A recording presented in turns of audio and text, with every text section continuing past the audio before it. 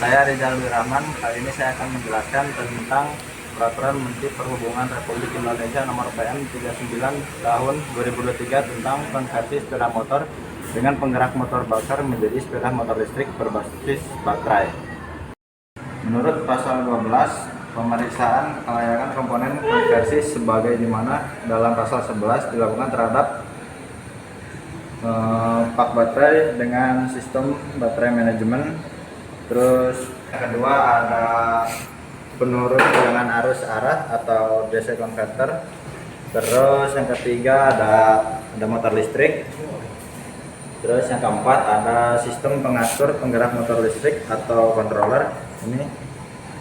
Yang terakhir yang kelima ini ada port charger untuk pengisian baterai. Cuman di sini tidak ada port chargernya. Dan yang terakhir adalah peralatan pendukung lainnya seperti kayak kabel, soket, dan lain-lain.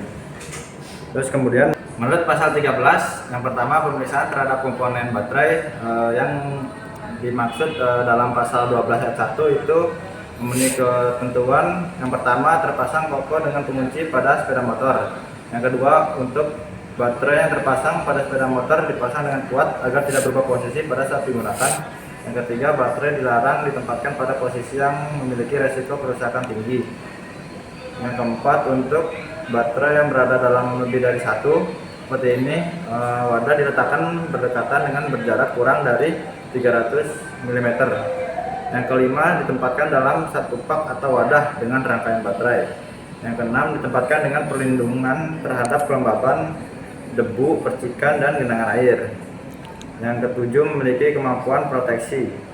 Yang kedelapan, yang terakhir, yaitu baterai wajib menggunakan miniatur sirkuit atau MCB sesuai dengan Electronic Control Unit.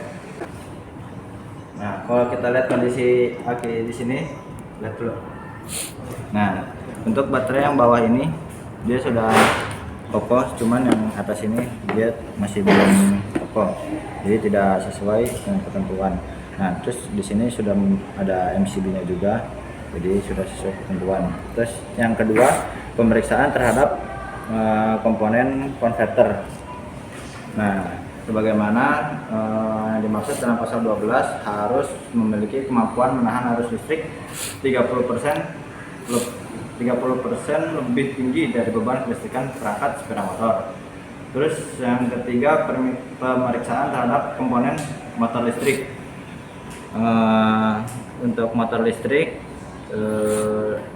yang dimaksud dalam pasal 12 huruf C harus memenuhi ketentuan di mana dia harus tempatkan kokoh pada sepeda motor dengan mempertimbangkan getaran yang timbul ketika kendaraan beroperasi. Terus kemudian tempatkan langsung dengan roda atau menyatu dengan transmisi seperti ini. Terus yang ketiga, daya motor listrik sesuai dengan klasifikasi sebagai berikut. Klasifikasinya itu untuk motor CC 110 daya motornya paling rendah 1 kW dan paling tinggi 2 kW. Yang kedua, untuk silinder lebih dari 110 sampai 150 itu daya motor listriknya paling tinggi 3 kW. Dan yang ketiga, sepeda motor dengan silinder lebih dari 150 cc sampai 200, daya motor listrik konversi paling tinggi 4 kW. Dan yang terakhir, sepeda motor dengan silinder lebih dari 200 cc, daya motor listriknya paling rendah 4 kW. Yang keempat, yaitu pemeriksaan terhadap komponen controller. Menurut pasal 12 ayat 1 huruf D harus memenuhi ketentuan, harus dipasang dengan sirip pendingin dan dikaitkan pada bodi motor dengan skrup atau baut, dipasang dengan mempertimbangkan pendinginan secara optimal selama kendaraan beroperasi. Yang terakhir, terminal ECU harus tertutup untuk menghindari terjadinya konsleting. Nah, kalau kita lihat di sini, ini sudah sesuai ketentuan karena siripnya tadi harus dikaitkan pada bodi motor dan dibaut dengan skrup. Terus yang kelima, pemeriksaan terhadap komponen port charger. Nah, berhubung di sini port charger tidak ada, tapi saya dapat menjelaskan. Menurut pasal 12 ayat 1 huruf E, yang dimana dia harus ditempatkan pada posisi awal port charger pengisian baterai Dan yang kedua, dilengkapi dengan interlock yang melumpuhkan sepeda motor ketika kabel pengisian terhubung terlepas dari adanya tegangan pengisian. Yang keenam, pemeriksaan terhadap komponen peralatan pendukung lainnya. Menurut pasal 12 huruf F, semua koneksi ke sistem tegangan tinggi harus menyatu sedekat mungkin dengan baterai, termasuk kabel kecil seperti kabel sensor, pada sun arus atau voltmeter. Saklar isolasi pemeliharaan harus terpasang di posisi yang mudah dijangkau dan mempunyai warna mencolok dan dapat melepaskan kedua kutub dari baterai. Terus semua peralatan pendukung sistem sepeda motor listrik berbasis baterai harus terisolasi dengan baik. Terus kemudian kabel listrik dimasukkan ke dalam rumah pelindung yang tertutup rapat dan kaku. Kemudian kabel listrik yang membawa beban arus tinggi dan tegangan tinggi harus berwarna orange. Dan jika kabel listrik disembunyikan dalam saluran tersebut harus berwarna orange. Kemudian kabel listrik mempunyai ukuran atau kemampuan yang dapat meneruskan arus puncak tinggi dalam hal kejut, pengereman regulatif tinggi, akselerasi tinggi paling sedikit 1,5 kali peringkat arus kontinu motor atau pengontrol. Kabel listrik didukung dan diamankan secara memadai ke sasis atau struktural lainnya dengan interval kurang dari 350 mm.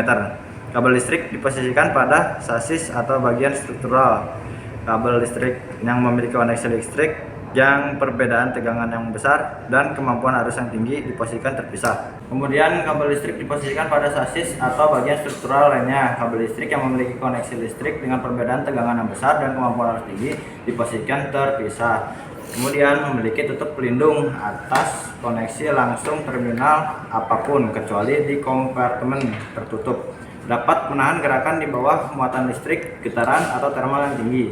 Dilindungi secara memadai saat melewati sekat dan memiliki konektor akhir listrik yang secara efektif diturunkan ke kabel serta tidak disolder. Kabel listrik tidak membentuk tekukan tajam. Terus kemudian perangkat proteksi arus berlebih memiliki nilai antara 20% dan 40% dari arus maksimal sistem sepeda motor listrik berbasis baterai ini untuk melindungi kabel listrik dan komponen penggerak listrik dari kerusakan. Kemudian sistem kelistrikan dirancang sedemikian rupa untuk memastikan bahwa kehilangan kontrol total terhadap motor traksi tidak dapat terjadi. Dan yang terakhir, untuk dalam peralatan pendukung berupa komponen sensor, kemiringan bodi harus memenuhi ketentuan dapat berfungsi dengan baik pada sudut miring paling kecil 60 derajat. Nah, kalau dilihat dari sini, untuk kabel tegangan tinggi benar-benar memiliki kabel orange. Terus untuk posisi yang posisi kabel tidak boleh terlalu menekuk. Di sini kelihatannya tidak ada, paling cuma ini saja yang agak menekuk. Terus yang lainnya sudah sesuai diisolasi semuanya seperti ini, terminal.